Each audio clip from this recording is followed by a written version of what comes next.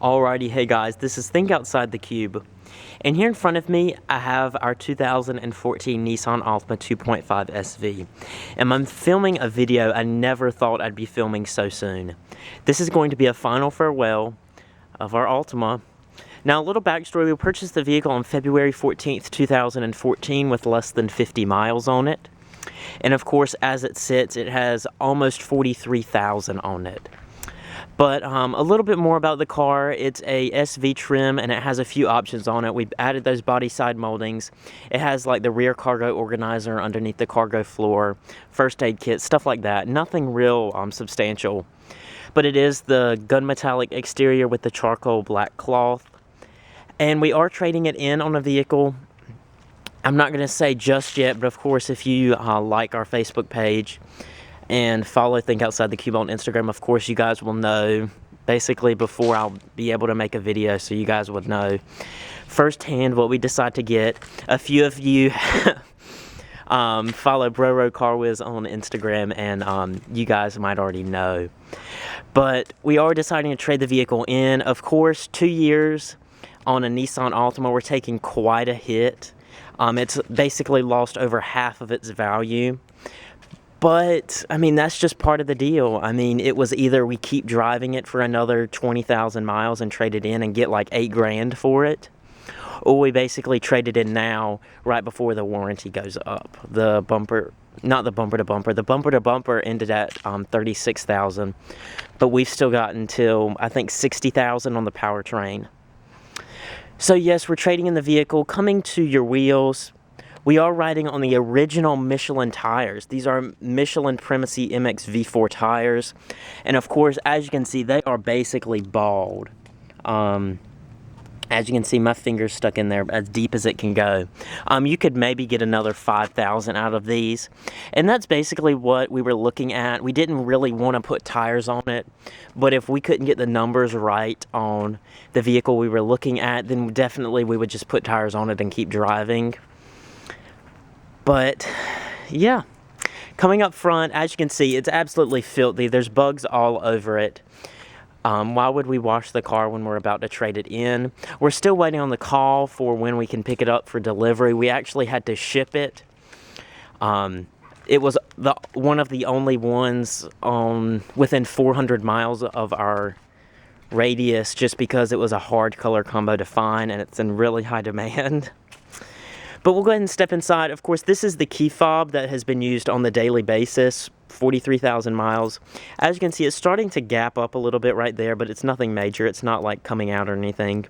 And as you can see, there's a reason Nissan still has this egg key fob, because it's holding up really well. Older, like before 2014 Acuras, their keys were absolute crap. My friend's 2014 Kia Sorento, no, my friend's 2014 Kia Optima LX switchblade key has already broken. So of course, I'm a fan of the Nissan key just because it hasn't broken yet. And with automakers nowadays, I mean, a key is not something you take for granted. But coming inside, as you can see, 43,000 miles. It's got normal wear, nothing as bad as our Fusion with 30,000. But coming inside, of course, these are your zero gravity cloth seats. Of course, as you can see, there's leaves all in it. Wear-wise, there is a few butt sag marks right here, but nothing too bad, of course, just from my dad getting in and out. Of course, the Altima logo on the floor mats has completely worn off. Coming to your door panels, the soft touch material does follow through. As you can see, it's gotten a little shiny right here. That's where my dad will rest his elbows. But of course, it's nothing like the dimple we had in the Fusion. Of course, nice padded armrest. Padding's still there. It hasn't receded. All power windows, power locks, power mirrors, and stuff like that still work. So we'll go ahead and climb in. And we'll put our foot on the brake and press the button to start. And so as you can see, we are looking at 42,000, basically 800 miles. And everything is held up really good inside. I'll just throw the key in the cup holder. Soft touch materials, no warping or anything like that. We actually did get this gap fixed right here. If you remember, there was a gap right there, but then that just made a gap show up right here. So I mean, we paid like 21 grand for this car, so you really can't expect it much more high quality fit and finish than what we've got. Of course, your steering wheel, it's not too shiny, surprisingly. They used a little bit thicker grained leather, and so I think that that's wearing down currently, and so once you get beyond that thickly grained leather, that's when it'll start to get really super shiny. Over here on the left, you have your audio and controls for that center display right up there. And then over here you do have your cruise and Bluetooth. Of course, automatic headlights and your variable intermittent speed wipers, no issues there. We do have the regular 5-inch color display with XM radio. My dad bought like a 2-year subscription to that because he drives so much. Of course, USB and aux port down here. For 2015 and up, I think they actually removed this little lid, but I kind of like it just because it can clean stuff up. A nice touch is they actually have a light up here underneath your climate controls, and so that will illuminate this little area down here. I thought that was a nice touch. CVT, surprisingly no issues here, but I wouldn't really expect any. Not nearly as bad as the jerky transmission and the Fusion. My dad liked it. Of course, he's not doing 0 to 60s that much. I mean, he mainly just drove this in the city. 2 cup holders. As you can see, my dad used this little spot for coin storage. That's my phone. Of course, padding is still there on the armrest. You can see a little wear mark where my dad had his elbow, but that's nothing too severe. Of course, dual tiered, nothing broke there. As you can see, we are averaging 34.2 miles to the gallon. So that's really what my dad is going to miss most. This vehicle got extremely good gas mileage. My dad, on multiple occasions, would get into the 40s.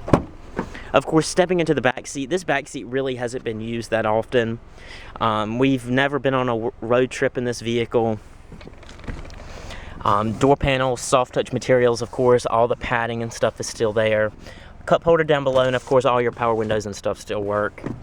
Coming back here, plenty of leg room behind my dad. My dad is like 5'10", 5'11". He probably wouldn't fit in an Altima if he was 6'10". But as you can see, plenty of room right here, plenty of room down below.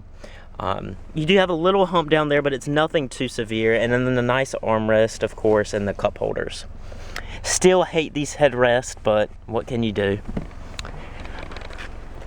A little hint, the vehicle that we are replacing this thing with is almost double the price of the MSRP of this Altima.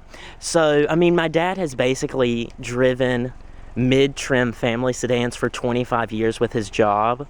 And so it was time for him to treat himself. The last time he had bought something for him was when we got our boat, and that was back in '07. So it's definitely time for my dad to get something that he enjoys and he really likes. But we bought this vehicle with the intention of selling it within 2 years or so, and that's exactly what we're doing. Of course, February 14th, 2016 would be 2 years. And overall, my dad has been really pleased with this vehicle. It's retained its resale relatively well. Of course, not as good as a Camry or Accord, but not as bad as a Sonata or Optima. But that's basically it. You can thank rental fleets for depreciating the resale on the Altima so much, just because there's so many of them out there. But I have to say, we got a pretty good deal for trade-in on this vehicle. We got above Kelley Blue Book. Anyways, I'd like to thank you guys for watching.